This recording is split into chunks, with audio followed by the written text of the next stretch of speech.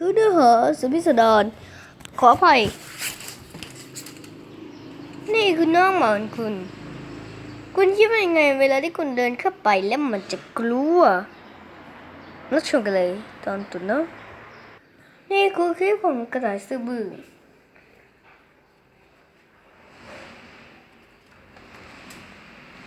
คุณลองดูนะ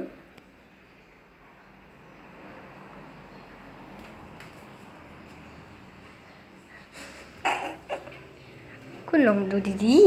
ๆมันจะมาหาคุณน้องหมาตัวนี้คุณลองดู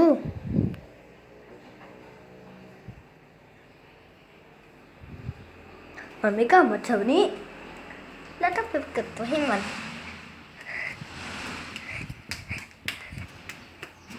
ไม่เวลาคุณวิ่งมันก็จะกลัว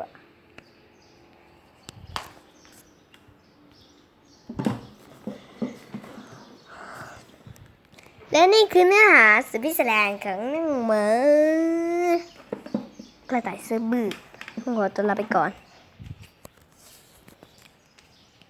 เฮ้ยทำไม